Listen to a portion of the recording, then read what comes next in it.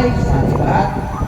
At lalong-lalo na po dun sa quarters na ano po. Una sa lahat, kailangan po natin pasalamat sa Panginoon. At muli po tayo pinagbigyan kahit maulan man, at tayo naglaan, laging maayos ang sitong ating mga biyahe. Makarating po dito sa inyong grupo ito na sa ngayon tayo ay naghahanap ng po. Hindi ko na rin papakilala ang mga kasama ko at sa lahat. Mamaya ko po ay nagkakilala na rin po yan. Kung patungkol po sa ating pagtulungan, ano po sa ating confederation, GGC, GUC, at sa mga branches na ito.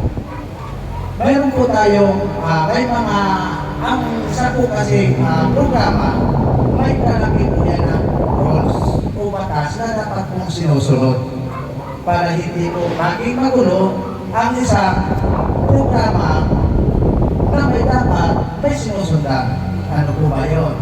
Una po, paano po tayo makalapit ng paghingi ng tulong? Number 1 po, ID na hindi po expire. Pakilagay po kung ikaw ay single, village, o sitray, o ano pa man. Kailangan po, nasa ID. Kailangan po, doon ay nakalagay po yun. So, kailangan hindi expire. Pangalawa, ang kailangan po na dokumento ay medical certificate admission na ang dapat ay naka 24 hours po. Kung wala man po, ano man ang nakuha niyo katibayan na nanggaling sa hospital, medical abstract, o ano pa man, pero mas mabilis po ang admission. Madali po rin po yan. Sa inyo na po kung paano gagawin. Pangtatlo, kailangan po mapicturean ninyo ang isang pasyente na nagpapatunay na siya po iyong na-hospital. Para nang sa ganun po, makita natin baka mamaya kapinito ang pangalan nito eh. Meron po yan. Katulad ko po, research ninyo ang Larry Salcido. Napakarami niya. Ngunit kung na-hospital yung isa, pangalan sa apelido ko, pwede pa lang ilapit yun. Pero iba yung mukha. Opo? Ano lang naman, basta kanya pagpapaalala pa rin yun. Opo? Yun po ang mga kailangan natin. Mapicture ang ating pong pasyente. Ano yung nakasaksak sa ilong, sa bibig, kung ano o sa kamay. Ano po? Yun po ang mga kailangan natin para makalapit, makahingi ng tulong sa nasyonal. Paano po gagawin ng isang presidente? Yan po ay ipagbibigay alam po ninyo sa inyong chairman. Sino po ang chairman ninyo? Chairman Adobe. So, siya po ang mag-focus o ilalakad po yan sa GC ng all chairman. At yan po, mamaya, pagkakukira po kayo, maaari po kayo ay maat po sa GC na yun. Ako, depende po sa pag-usapan mamaya. Ano po ba ang mga ibang rules? May mga rules pa po ito eh. Ang paghingi po ng tulong, halimbawa po, kayo ay nagkasabay. Halimbawa po, kami dalawa po, si Sinip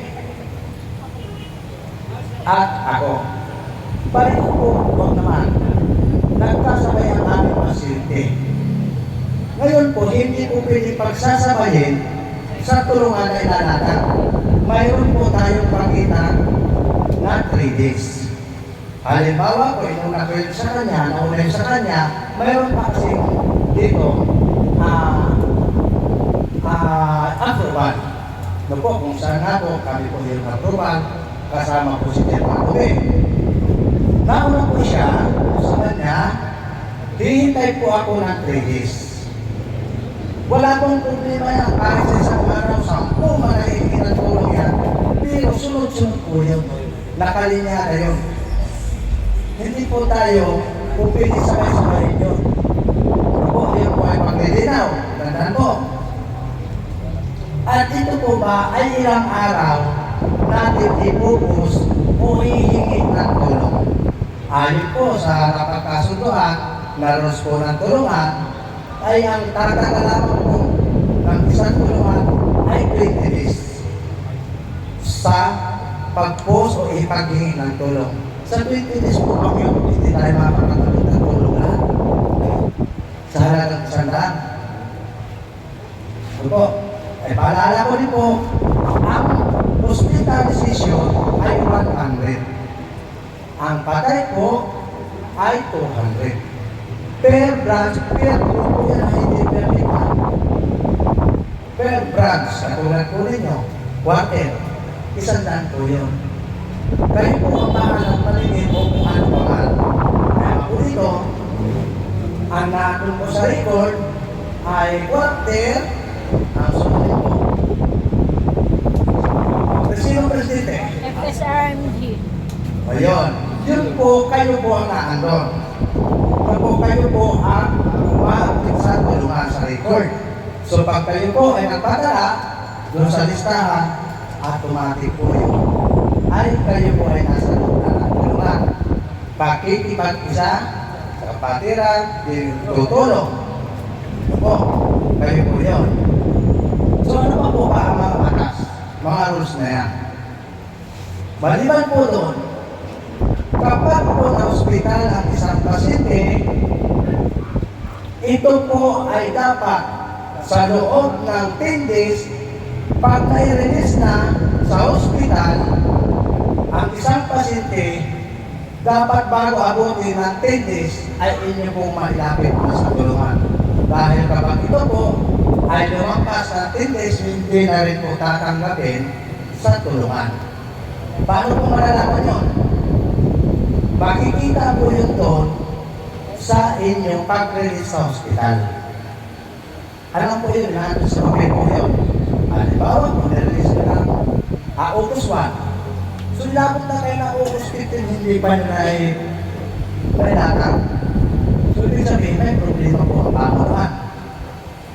Pamunuan pa yung members. Kaya dapat po kaagapan po natin. Sa loob naman 24 hours dapat po, ang isang pasyente ay may lapit na natin. Pangalawang araw pa lang, bakit po? Kung halimbawa po ang isang pasyente ay ikaw sa tunay ang mga natin na sa hirap ng panahon. Imbes na nakatulong na ibang kapatid at nakabili na ng gamot, hindi nangyari na matay na si pasyente. Hindi nakabili ng gamot. Dahil kapabayaan ito, nang namumuno. Kung inilapit mo agad, baka 3 years may nagbigay na, may 5 na, may 500 na, nakabili na ito. Tama po na. Yun po ang mga rules nito. Ano po? Maliban po doon, sa mga bago, ito importante po. Halimbawa po na yung pasyente nakalabas ng hospital, tuloy pa rin po yung tulungan. Hindi po, ganun po. Pagkawin di ba, hindi na kailangan, bawa 3 days lang na ilabas ng hospital, pero hindi na tulong. At tuloy pa rin po yung tulong. Hindi po, ang procedure po, ang sinasabi ko, pag ito po ay na-approve na ng Tribunal Screening Committee o approval, ipinus po sa DC. Magkakamero po ito ng number, halimbawa, number 13 na yun, tulungan. Pag-start ito ng ipinus ng August 1, halimbawa, ito po ay tatagal ng 20 days. Yan po, at ang tagal po niya para humingi, 20 days. Yung pong sinasabi, na 10 days naman po, yun po yung na-hospital na, hindi pa ninyo, nakalabas na, inabot na ng 10 days, hindi pa po nahingi ng tulong. Yun po yung sinasabi ko, na baka namatay na kayong pasyente dahil hindi nakabili ng gamot. Yun po yun. Ano po? Tama po, maganda po, magdadalo mamaya. Ito pa, paano po ba? Kung ito ay hindi saklaw na tulungan o hindi po na-admit. Ito po, tanda, malinaw po ito. Paano po? Katulad po niya, anak ko, pabalik-balik po sa ospital. Ang laki ng gastos. Pero 50 may lapit na, 50 na athlete. May mga ganyan sakit po. Wala po natin yan. So, anong gagawin natin? Siguro, sa ating hanay, pwede po itong ilang offering. Ang love offering po, ay sa quarter lamang po. Halimbawa po sa inyo po, doon lamang po yan. Ngayon, ang pamaraan, yan po ay nasa sa inyong grupo. Kung halimbawa po, ang buong Alliance, Three Springs Alliance, ay nakipagkaisa, lahat po ng branches, sabihin, sige, tutulong tayo. Yun po ay internal. Ito po, at pwede rin po yan sa mga kaibigan. Hindi yan pwede pong ihingi sa kalahatan ng branches. Ang mga ganyan, love offering. Sa inyo lamang po yan. At yan po mga love offering, huwag na huwag po kayo magtatampo. Kasi yan po ay individual na nagbibigay. Ako mayabang. Nagbigay ako sa iyo 1,000. Love offering. Yung isa 20. Tapos na yun, love offering, nagbigay ako ng 20. Bakit siya? Ano gano'n? 1,000 bigay, kung sa akin 20. Di ba sisilipin? Yun po ang iiwasan natin dito. May panahon po kasi na tayo may kalumba na luwag sa pamumuhay o sa anuman pinansyal. Yan po ang ating mga batas pagdating po sa kanya love offering. Yan po ay depende na sa inyo po yan. Kung kayo ay may kakilala, halimbawa po, si Pres, close tayo, kilala kita, mabait ka naman, siya naman lang, kung kapilip akong lumapit sa iyo, by individual, pwede pa ako natulong sa iyo, kung pwede po yun, dahil ang pagtulong po, ayan naman po talagang ating tungkulin ng sinasabi dito, tumulong na walang hihingin o hinihintay na kapalit. Ngayon, kung ikaw ay magpupunta na itinulong mo, meron ka ng guardians. Kung meron kong gano'n, kaya ito po ang mga paglilinaw at kung may katanungan po, inyo po itatanong mamaya sa ID po.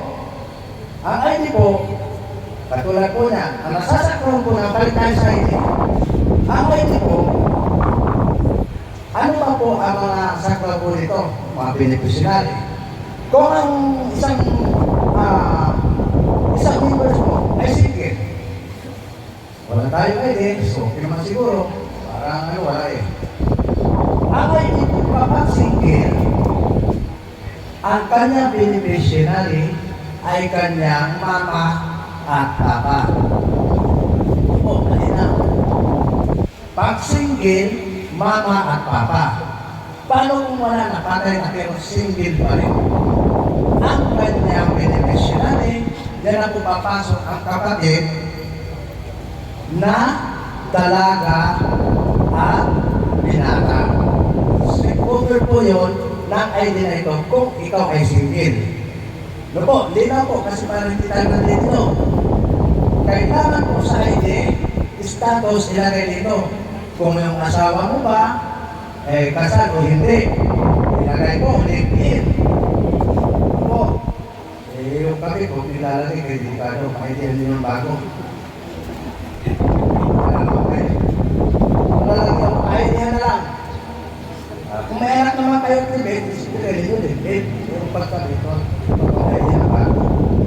Ako, paano naman kung may asawa na? Ang isang members, katulad ng asawa eh. Kapag ang isang members po ang may asawa, ang kanyang sakal ay kanyang anak na binata at babae na dalaga at kanyang asawa. Ito, yun po ang tatandaan niyo. Ang saklaw ng binata ay nanay at papa. Kasi maraming kaliit dito. Kaya kailangan po may lalagay dito kung single o ano ka man. Marami po nalilito sa ID. O, may tanong pa kayo dun sa ID dito, yung cover o para malinawan. yung sikit, sa merits, o copyright, o malinaw na po. May mga katanungan po mamaya, mas maganda po magtanong sa ganito po pag-meeting para masigit po nating malinawan. Mahirap po yung magtatanungan kayo kapag nakalis na po kami. Ay, tama, Opo. di ba po yung kayo meron din po kayong mga support group sa kanto din po meron kami support group na mga member namin pero walang mga tatak. Ano po yung kasama ba namin sa ipapakon sa ID yung mga meron Sige po yun. meron din, may ID rin po sila. Opo, meron po. Ah, okay po. Kasama po yung kahit ang sini po. So meron po simple, meron po pangarap. Pero ang dami ng anak. Takot pa rin magpaturok. Anak niya, bunto na, no? Yun po ay citizen. Citizens Monitoring Force. Siya po ay covered, may ID po yan. Kung ano po yung covered no, sige no, may silalagay po sa ID. Ganun po yun. Ay, walang exemption na magkaiba. Wala po. Parehas din. Opo, pareho lang po yun. Ang rules po, no, patas no, pareho lang. Nagkaiba lang, walang marka. Kung wala po, hindi. Pero yun po, meron dito. Okay, mga marka po ganyan, yung walang marka, mayroon po mga pamilya. Ano po? Kaya may mga katanungan pa po, baka mamaya mayroon pa tayong hindi naunawaan patungkol sa tulungan. Tanungin na po, ang higit po malinawan. Po, mamaya po, sa pagkakaalam ko, ayon sa report ni Ken Adobe, ay inalatag niya ang 10 branches sa tulungan. Yan po, dyan lang po kayo mag-i-start. Huwag natin ipanalangin ang mga tumulong. Ang mas maganda ito, kayo ang tumulong. Sa inyo na. Kaya, sabi ko lang po, ako, hindi pa ako malayo na tulong ilang taon. Kami ang tulong ng tulong. Kaya sabi ko po, si Disney, huwag ka magkakasakit. Hindi kaya ninyo. Maawa naman ang Diyos, wala akong nagkakasakit. Tulong kami ang tulong. Opo, yun naman po. Maraming salamat.